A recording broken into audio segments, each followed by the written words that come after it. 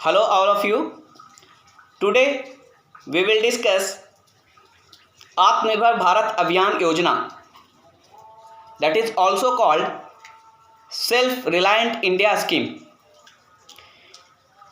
It was launched in 2020. First, we will see what is the purpose of launching Atmanirbhar Bharat Abhiyan. Okay. Then we will discuss what are the new initiatives taken under the Atmanirbhar Bharat Abhiyan. And after that we can analyze the challenges in front of आत्मनिर्भर भारत अभियान। यानी सबसे पहले हम आत्मनिर्भर भारत अभियान के launch का मकसद देखेंगे। आखिर सरकार ने आत्मनिर्भर भारत अभियान को क्यों लॉन्च किया, इसका पर्पस क्या है, इसका मकसद क्या है। उसके बाद इसमें कौन कौन से नए इनिशिएटिव लिए गए हैं वो ब्रीफ में हम लोग इसको डिस्कस करेंगे। उसके बाद इसको इम्प्लीमेंट करने में या फिर इसके सक्सेस के रास्ते में कौन कौन से चैलेंजेज हैं इसके बारे में हम जानेंगे और लास्ट में हम इसे कंक्लूड करेंगे। Okay, then let's start the discussion. सबसे पहले what is the purpose of launching Atmanirbhar Bharat अभियान। आत्मनिर्भर भारत अभियान को लॉन्च करने का क्या मकसद है, क्या ऑब्जेक्टिव है। तो सबसे पहले मैं ये बता दूं कि 2020 में to fight with the ongoing pandemic, that is COVID-19, government ने आत्मनिर्भर भारत अभियान की शुरुआत की थी। ठीक है, इसमें क्या बोला गया था, इसमें बोला गया था कि 20 लाख करोड़ का एक इकोनॉमिक स्टिमुलस पैकेज प्रोवाइड किया जाएगा। 20 लाख करोड़ का एक इकोनॉमिक स्टिमुलस पैकेज प्रोवाइड किया जाएगा जो कि हमारे जीडीपी का 10% है। और साथ ही साथ कुछ स्ट्रक्चरल रिफॉर्म की जाएंगी, संरचनात्मक रिफॉर्म किया जाएगा ताकि इकोनॉमी को फिर से बूस्ट किया जा सके। देखिए, अगर हम इसके बैकग्राउंड को समझते हैं तो आपको पता है कि we are facing a world wide pandemic in the form of कोविड-19 और कोविड-19 के कारण गवर्नमेंट को लॉकडाउन भी लगाना पड़ा और उस लॉकडाउन के कारण हमारा जो इकोनॉमिक एक्टिविटी है वो रुक गया, वो थमसा गया। ठीक है, और इससे हमारे इकोनॉमी को काफ़ी लॉस हुआ। इसलिए गवर्नमेंट ने इस लॉस को ओवरकम करने के लिए, ठीक है, और मार्केट में लिक्विडिटी इन्फ्यूजन के लिए आत्मनिर्भर भारत अभियान की शुरुआत की। तो सबसे पहले इसके ऑब्जेक्टिव को देखते हैं। तो अगर हम इसके ऑब्जेक्टिव को एनालाइज करें तो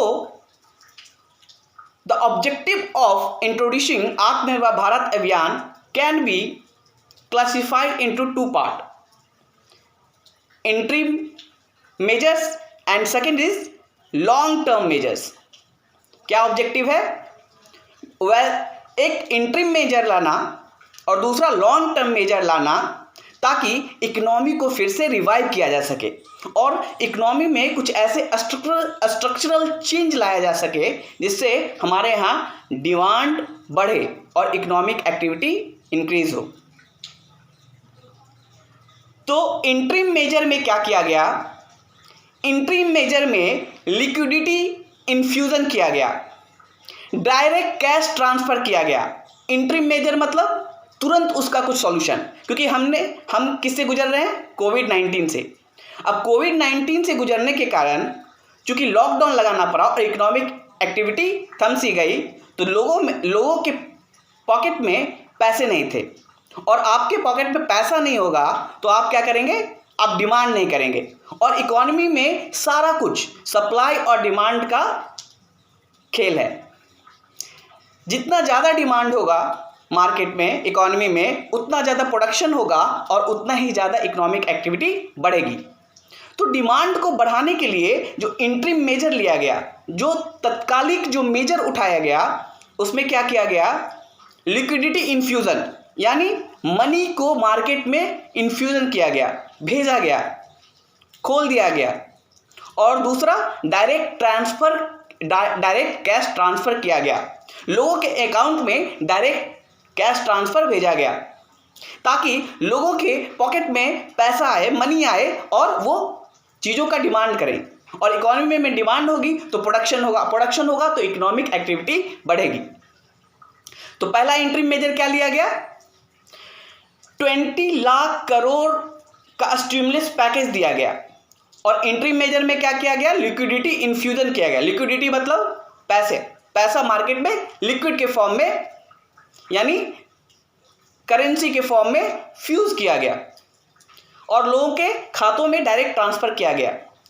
दूसरा जो लॉन्ग टर्म मेजर था, लॉन्ग टर्म मेजर में क्या ऑब्जेक्टिव है, लॉन्ग टर्म मेजर का ऑब्जेक्टिव है कि कुछ स्ट्रक्चरल चेंज लाया जाए, इकोनॉमी में कुछ स्ट्रक्चरल चेंज लाया जाए, संरचनात्मक बदलाव लाया जाए ताकि इकोनॉमी में ज़्यादा से ज़्यादा डिमांड क्रिएट हो। ठीक है, देखिए इकोनॉमी को अगर ड्राइव करना है आपको तो सबसे इंपॉर्टेंट फैक्टर क्या है, डिमांड। अगर डिमांड बढ़ती है तो प्रोडक्शन बढ़ेगा और प्रोडक्शन बढ़ेगा तो इकोनॉमिक एक्टिविटी बढ़ेगी। ठीक है, मनी का फ्लो बढ़ेगा। तो ये दो ऑब्जेक्टिव थे आत्मनिर्भर भारत अभियान के। आत्मनिर्भर भारत अभियान 5 पिलर्स पे खड़ा है। आत्मनिर्भर भारत अभियान 5 पिलर्स पे खड़ा है। पहला पिलर है इकोनॉमी, पहला पिलर है इकोनॉमी। और इकोनॉमी को हमें क्या करना है, क्वांटम जंप करना है। हमें धीरे धीरे स्ट्रेटली ग्रो नहीं करना है। हमने एक लक्ष्य रखा है कि इकोनॉमी को हमें क्वांटम जंप करना है, एकदम से जंप करना है। जैसे अभी अगर जीडीपी 6% है हमारा ग्रोथ, जीडीपी ग्रोथ, तो उसे एकदम से 10% से ऊपर लेकर आना है। तो इसको कहते हैं क्वांटम जंप। ठीक है, दूसरा जो पिलर है, और ये इकोनॉमी कैसे ग्रो करेगी, जीडीपी कैसे ग्रो करेगा, जब हम डिमांड क्रिएट करेंगे, जब हम डिमांड को बढ़ाएंगे। और डिमांड बढ़ाएंगे तो प्रोडक्शन होगा, प्रोडक्शन होगा तो सप्लाई होगी और इकोनॉमिक एक्टिविटी बढ़ेगी। तो पहला पिलर है आत्मनिर्भर भारत अभियान का कि इकोनॉमी में क्वांटम जंप करना। दूसरा पिलर है इंफ्रास्ट्रक्चर। इंफ्रास्ट्रक्चर, देखिए हमने इंडिया 2020 में एक मॉडर्न इंडिया का सपना देखा है। हमने आत्मनिर्भर भारत अभियान के तहत एक मॉडर्न इंडिया का सपना देखा है। और मॉडर्न इंडिया का सपना तभी पॉसिबल है जब हमारे पास वर्ल्ड क्लास इंफ्रास्ट्रक्चर हो, मॉडर्न इंफ्रास्ट्रक्चर हो, roadways, railways, schools, college, okay, stadiums. तो ये सारे इंफ्रास्ट्रक्चर, इंडस्ट्रियल कॉरिडोर्स। तो अवसंरचना, इंफ्रास्ट्रक्चर मतलब अवसंरचना। हमारी अवसंरचना कैसी होनी चाहिए, मॉडर्न होनी चाहिए। ठीक है, आधुनिक होनी चाहिए, टेक्नोलॉजी बेस्ड होनी चाहिए। और इसके ये दूसरा पिलर है आत्मनिर्भर भारत अभियान का। यानी हमें कैसा इंफ्रास्ट्रक्चर डेवलप करना है, modern infrastructure, technology based infrastructure, ठीक है, ग्रीन इंफ्रास्ट्रक्चर। तो ये हमारा दूसरा पिलर है आत्मनिर्भर भारत अभियान का। और इसके लिए गवर्नमेंट ने बहुत सारे कदम भी उठाए हैं, जैसे नेशनल इंफ्रास्ट्रक्चर पाइपलाइन। तो नेशनल इंफ्रास्ट्रक्चर पाइपलाइन क्या है, एक कॉरिडोर है, एक एरिया है जिसमें मॉडर्न इंफ्रास्ट्रक्चर डेवलप किया जा रहा है। ठीक है, तो infrastructure is the second pillar of आत्मनिर्भर भारत अभियान। क्योंकि आपको पता है कि इंफ्रास्ट्रक्चर अगर मॉडर्न होगा, एफिशिएंट होगा, तो ट्रांसपोर्टेशन कॉस्ट कमेगा, ट्रांसपोर्टेशन कॉस्ट कमेगा और साथ ही साथ जो इकोनॉमिक एक्टिविटी है वो तेज होगी। ठीक है, इसलिए infrastructure is the one of the pillar of आत्मनिर्भर भारत अभियान। Third is technology. Third pillar is system based on technology, system based on technology. इसका क्या मतलब है, मीन्स हमारे यहाँ जो भी सिस्टम होगी वो टेक्नोलॉजी बेस्ड होगी। इसका सबसे अच्छा एग्जाम्पल है ई गवर्नेंस। यानी हमें टेक्नोलॉजी के इस्तेमाल से सिस्टम डेवलप करना है। और इससे क्या होता है, इससे ट्रांसपेरेंसी बढ़ती है, ठीक है, एफिशिएंसी बढ़ती है। तो हमारा जो सिस्टम होना चाहिए वो टेक्नोलॉजी बेस्ड होना चाहिए, जैसे e governance, e learning.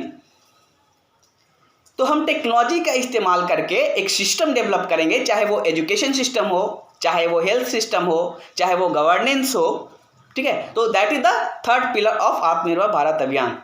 And the fourth pillar is demand, the most important, I think, according to me or according to the expert, demand is the most important pillar of Atmanirbhar Bharat Abhiyan. The whole success of Atmanirbhar Bharat Abhiyan will rest on this pillar only, demand. If we are able to create demands in market, if we are able to create demand in economy, we can achieve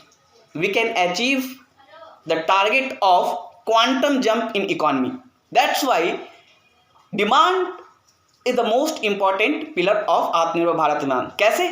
मैंने अभी बताया आपको कि economy में economic activity जो किस equation से drive होती है, डिमांड और सप्लाई से। आपके पॉकेट में पैसा है, आपके पॉकेट में पैसा है, आप डिफरेंट सर्विसेज का रिक्वायरमेंट बढ़ेगा आपका, ठीक है। पहले आप सिर्फ खाना खा पा रहे थे, ठीक है, उसके बाद आपके पास और ज़्यादा पैसा हुआ तो आप एजुकेशन में उसको इन्वेस्ट करना चाहेंगे, आप हेल्थ में इन्वेस्ट करना चाहेंगे, आप लग्जरियस गुड्स खरीदना चाहेंगे। यानी पैसा आपके पास आया और डिमांड बढ़ने लगा उन सर्विसेज का, उन गुड्स का। इससे क्या होगा, जिन गुड्स और सर्विसेज का डिमांड बढ़ रहा है उनका प्रोडक्शन भी बढ़ेगा और उनके प्रोडक्शन के साथ, ठीक है, जो भी लोग जुड़े हुए हैं उनकी भी इकोनॉमिक एक्टिविटी बढ़ेगी, उनके पास भी पैसा आएगा और फिर वो फर्दर दूसरी चीज़ों का डिमांड करेंगे। तो इसलिए डिमांड का बहुत ही इंपॉर्टेंट यहाँ पे रोल है। अब देखिए, अभी हम फार्मर्स के इनकम को डबल करने की बात क्यों कर रहे हैं? क्योंकि हमें पता है कि रूरल इकोनॉमी को अगर ड्राइव करना है तो हमें फार्मर्स के इनकम को बढ़ाना होगा, क्योंकि फार्मर्स का इनकम बढ़ेगा तो वो और भी ऐसी चीज़ों का डिमांड करेंगे जो सिर्फ शहरों में यूज़ किया जा रहा है, जैसे luxurious good, AC, TV, fridge, और इनका प्रोडक्शन बढ़ेगा, ठीक है। और प्रोडक्शन बढ़ेगा, अगर हमारे कंट्री में ही प्रोडक्शन बढ़ रहा है तो उसके साथ एम्प्लॉयमेंट क्रिएट होगा, लोगों के पास पैसा जाए, इकोनॉमिक एक्टिविटी बढ़ेगी, ठीक है। इसलिए demand is the most important pillar of आत्मनिर्भर भारत अभियान। नेक्स्ट आते हैं, नेक्स्ट जो पिलर है हमारा, vibrant demography. What do mean by vibrant? Vibrant demography, vibrant का मतलब होता है ऊर्जा से युक्त, विभिन्नता। जो हमारी डेमोग्राफी है, आपने सुना होगा कि इंडिया हैज़ डेमोग्राफिक डिविडेंड, यानी इंडिया के पास क्या है, जनसंख्या के रूप में एक उसके पास डिविडेंड है, एक उसके पास बल है, एक उसके पास पूंजी है, ठीक है। क्यों? क्योंकि इंडिया में मैक्सिमम पॉपुलेशन कैसे है, यंग पॉपुलेशन है, ठीक है। अब हमारे पास चैलेंज क्या है, उन्हें वाइब्रेंट डेमोग्राफी बनाने के लिए हमारे पास एक अपॉर्चुनिटी है और साथ ही साथ चैलेंज भी है। अपॉर्चुनिटी ये है कि हमारे पास यंग पॉपुलेशन है, वर्किंग पॉपुलेशन है, ठीक है। तो हम लंबे समय तक अपने इकोनॉमिक एक्टिविटी को चला सकते हैं। ज़्यादा से ज़्यादा लोग वर्किंग पॉपुलेशन में हैं तो ज़्यादा से ज़्यादा लोग इकोनॉमिक एक्टिविटी में आ सकते हैं। लेकिन साथ ही साथ एक चैलेंज भी है हमारे पास कि ये पॉपुलेशन, वर्किंग पॉपुलेशन, तभी इकोनॉमिक एक्टिविटी में पार्टिसिपेट कर पाएगा जब हम इन्हें स्किल प्रोवाइड करेंगे। किसी खास इंडस्ट्री के लिए, किसी खास सेक्टर के लिए एक खास स्किल की ज़रूरत होती है। तो हमारे पास वर्किंग पॉपुलेशन है, हमें क्या करना है, यानी हमारे पास ह्यूमन रिसोर्स है, हमें ह्यूमन कैपिटल में उसे कन्वर्ट करना है। ह्यूमन कैपिटल मतलब, कैपिटल का मतलब होता है ऐसा कोई चीज़ जो फर्दर प्रोडक्शन करे। तो ह्यूमन रिसोर्स है हमारे पास, वो कैपेबल हैं, बट जब तक हम उन्हें स्किल नहीं प्रोवाइड करेंगे वो प्रोडक्शन में पार्टिसिपेट नहीं कर सकते। That's why we need vibrant demography. Okay, तो these are the 5 pillars of आत्मनिर्भर भारत अभियान। नेक्स्ट हम देखते हैं कि इम्पैक्ट क्या है। इन पैकेजेस जो 20 लाख करोड़ पैकेज दी गई है आत्मनिर्भर भारत अभियान में, उसका क्या इम्पैक्ट है। तो इस इम्पैक्ट को हम 3 सेक्टर्स, अलग अलग सेक्टर्स में देखेंगे, primary sectors, secondary sectors and tertiary sector. इसका क्या इम्पैक्ट पड़ा है और क्या इम्पैक्ट पड़ सकता है। ठीक है, तो सबसे पहले प्राइमरी सेक्टर की बात करते हैं। प्राइमरी सेक्टर आपको पता होगा वैसे सेक्टर जो एग्रीकल्चर एंड एलाइड सेक्टर से रिलेटेड है। ठीक है, प्राइमरी सेक्टर क्या होता है, एग्रीकल्चर एंड एलाइड सेक्टर, कृषि और संबद्ध क्षेत्र जो है वो प्राइमरी सेक्टर्स में आते हैं। तो आपने सुना होगा अभी गवर्नमेंट ने एक बिल लाया है, ठीक है, फार्म बिल, जो पिछले लेक्चर में मैंने बताया था आपको, फार्म बिल 2020। उसका मकसद था एक essential community act, APMC mandis reform and contract farming. इन तीनों प्रोविजंस को लाकर गवर्नमेंट चाहती है कि प्राइमरी सेक्टर में रिफॉर्म लाया जाए, एग्रीकल्चर में रिफॉर्म लाया जाए। Essential community act, APMC mandis reform and contract farming law. इससे क्या होगा, प्राइमरी सेक्टर में हम क्या ला रहे हैं, रिफॉर्म ला रहे हैं। ठीक है, और इसके पीछे क्या मकसद है हमारा, 1 नेशन 1 मार्केट बनाना। मैंने आपको बताया था कि अगर फार्मर्स का इनकम बढ़ाना है तो सबसे बड़ी बाधा क्या है, मार्केट, और मार्केट के लिए हमें रिफॉर्म की जरूरत है, 1 नेशन 1 मार्केट की जरूरत है। ठीक है, to make India food factory of the world, हमें क्या बनना है, सेल्फ रिलायंट, हमें फूड फैक्ट्री बनना है, वर्ल्ड का फूड फैक्ट्री बनना है, ताकि दूसरे देश भी हम पे निर्भर हों। और ये तभी संभव है जब हम प्राइमरी सेक्टर में रिफॉर्म लाएंगे। इसीलिए गवर्नमेंट ने फार्म बिल 2020 लाया था, ताकि आत्मनिर्भर भारत अभियान का जो हमारा सपना है उसको पूरा किया जा सके रिफॉर्म के द्वारा। ठीक है, दूसरा, मनरेगा में हमने क्या किया है, मनरेगा क्या है, मनरेगा में एक एम्प्लॉयमेंट गारंटी स्कीम है जिसमें मिनिमम 100 डेज का एम्प्लॉयमेंट हम क्रिएट करते हैं। तो मनरेगा में हमने 40,000 करोड़ का पैकेज दिया है मनरेगा को। इससे क्या होगा, जो माइग्रेंट लेबरर्स हैं, आपने सुना होगा कि कोविड के कारण जो लॉकडाउन हुआ उसके कारण बहुत सारे माइग्रेंट वर्कर्स वो फिर से रिवर्स अपने गांव की तरफ आए। अब गांव में आने के बाद उनके पास अगर कोई रोजगार नहीं होगा तो हमारी पॉपुलेशन का मैक्सिमम पार्ट अनएम्प्लॉयड रहेगा और इकोनॉमिक एक्टिविटी हमारी और फिर से रुकेगी। ठीक है, तो इसके लिए गवर्नमेंट ने क्या किया, मनरेगा को 40,000 करोड़ का पैकेज दिया, ताकि वो जो माइग्रेंट्स लेबरर हैं, जो रिवर्स माइग्रेशन के कारण अपने गांव लौट रहे हैं, उनको रोजगार दिया जा सके। ठीक है, तो उन्हें रोजगार मिलेगा, उनके पास पैसा आएगा और डिमांड क्रिएट होगा और इकोनॉमिक एक्टिविटी बढ़ेगी। हमेशा डिमांड से रिलेट करके हमें इसको सोचना है। ठीक है, नेक्स्ट आते हैं सेकेंडरी सेक्टर में। तो सेकेंडरी सेक्टर में सबसे इंपॉर्टेंट, सेकेंडरी सेक्टर का मतलब इंडस्ट्रीज, चाहे वो स्मॉल इंडस्ट्री हो, चाहे वो माइक्रो इंडस्ट्री हो, चाहे वो मीडियम इंडस्ट्रीज हो, MSMEs।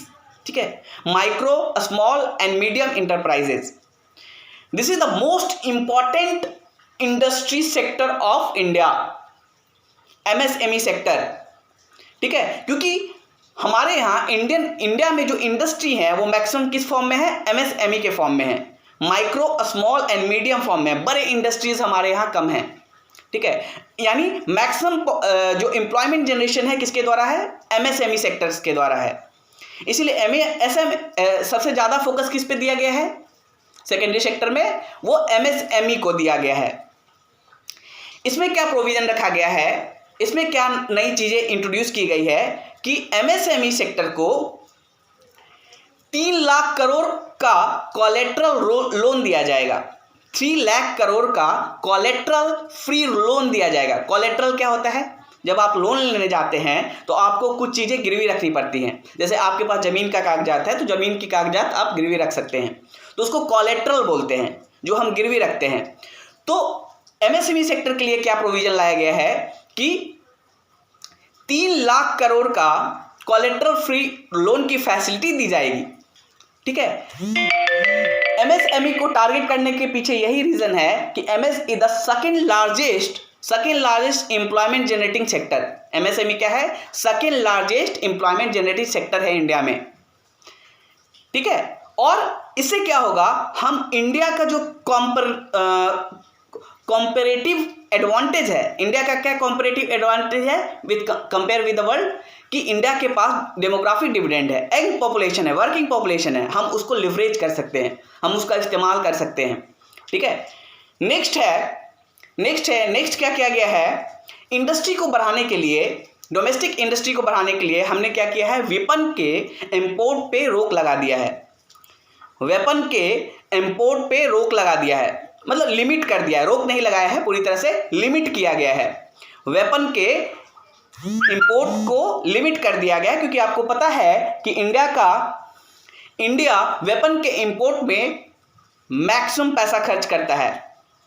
मैक्सिमम इंपोर्ट इंडिया का वेपन के क्षेत्र में होता है, इसलिए वेपन के इंपोर्ट को लिमिट कर दिया गया है। तीसरी बात कि डिफेंस में आपको पता है कि इंडिया एक सिग्निफिकेंट अमाउंट अपना डिफेंस के परचेजिंग में खर्च करता है, इंपोर्ट में खर्च करता है, और इसको खत्म करने के लिए क्या चाहिए, इंडिया में डोमेस्टिक लेवल पे डिफेंस इक्विपमेंट का प्रोडक्शन होना चाहिए। ठीक है, और उसको बढ़ावा देने के लिए गवर्नमेंट ने क्या किया है, डिफेंस में एफडीआई की लिमिट को 49% से बढ़ाकर 74% कर दिया गया है। यानी डिफेंस सेक्टर में जो फॉरेन डायरेक्ट इन्वेस्टमेंट होगा, फॉरेन डायरेक्ट इन्वेस्टमेंट क्या होता है, जब कोई